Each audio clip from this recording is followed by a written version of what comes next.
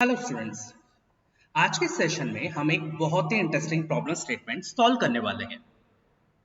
Question कुछ इस तरीके से है, create a NumPy array of random integers and use a lambda expression to filter out only even numbers and store the result in a new array.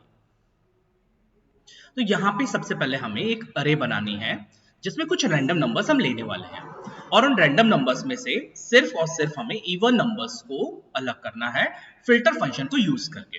तो सबसे पहले हम क्या करेंगे, रैंडम नंबर्स जनरेट करेंगे। तो रैंडम नंबर्स को generate करने के लिए हम numpy मॉड्यूल के रैंडम डॉट रैंडम फंक्शन को यहाँ पे यूज करने वाले हैं।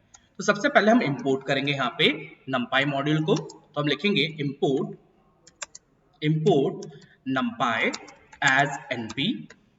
उसके बाद एक रेफरेंस बनाएंगे दैट इज AR1 और यहाँ पे अब हमें अरे हमें बनानी है जिसमें कुछ रैंडम नंबर्स हमें चाहिए। तो हम लिखेंगे np डॉट, जो फंक्शन हम यहाँ पे यूज करने वाले हैं that is random dot rand integer. So that is rand integer, ये इंटीजर नंबर जनरेट करके देगा।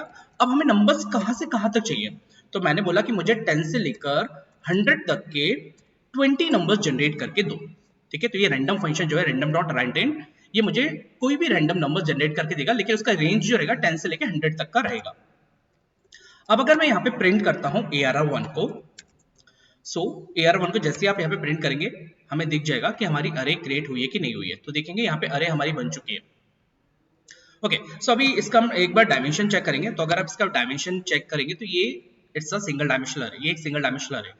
और ये देखिए मैंने आपको इसलिए चेक करके दिखाया, आपको ऐसा ना लगे कि वहाँ पे एक लिस्ट जनरेट हुई है। वो लिस्ट जनरेट नहीं हुई है, वहाँ पे वो एक अरे जनरेट हुई है हमारी जिसमें कुछ रैंडम नंबर्स है। ठीक है, और रैंडम नंबर्स जो है हमारे वो 10 से 100 के बीच के हैं। अगर आप रेंज को चेंज करना चाहते हैं तो भी आप रेंज चेंज कर सकते हैं। जैसे कि अभी मैंने यहाँ पे 20 नंबर जनरेट करे हैं। अगर आप चाहते हैं कि आपके सिर्फ 50 नंबर्स चाहिए या फिर 30 नंबर्स चाहिए, तो अपने अकॉर्डिंग यहाँ पे आप सिलेक्ट कर सकते हैं कि कितने नंबर आपको यहाँ पे जनरेट करवाना है। तो अभी मैंने 30 नंबर्स जनरेट कराए।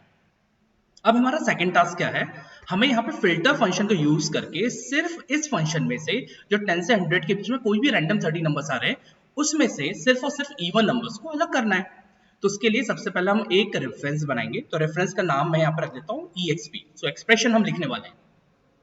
तो उसके लिए मैंने यहाँ पे जो रेफरेंस बनाया है उसका नाम मैंने कर दिया है EXP। और यहाँ पे अब हम फिल्टर फंक्शन को यूज करेंगे और फिल्टर फंक्शन के अंदर दो पैरामीटर पास होते हैं, पहला फंक्शन और सेकंड इटरेबल डेटा। तो इटरेबल डेटा हमें कहां से मिलेगा, इटरेबल डेटा मिलेगा ARR1 से।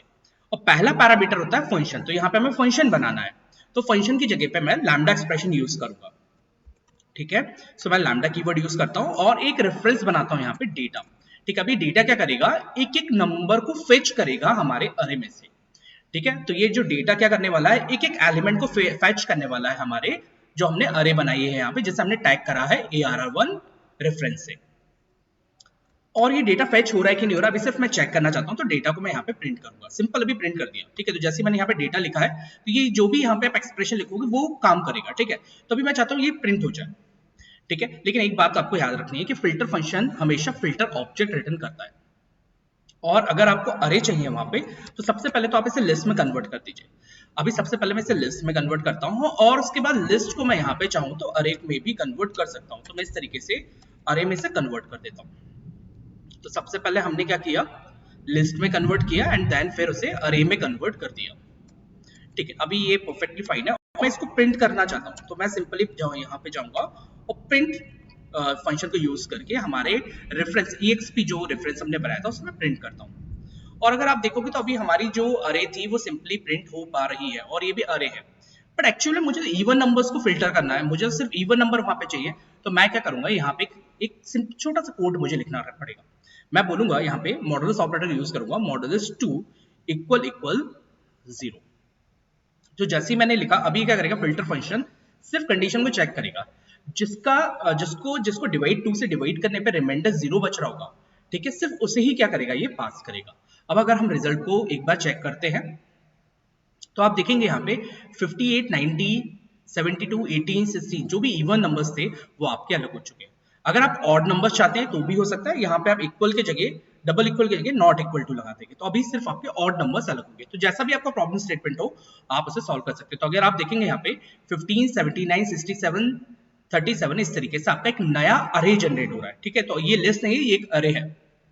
और अपनी बात को प्रूफ करने के लिए कि ये एक अरे है, मैं क्या करता हूँ, इस लाइन को, लाइन नंबर 8 को अगेन कॉपी करता हूँ।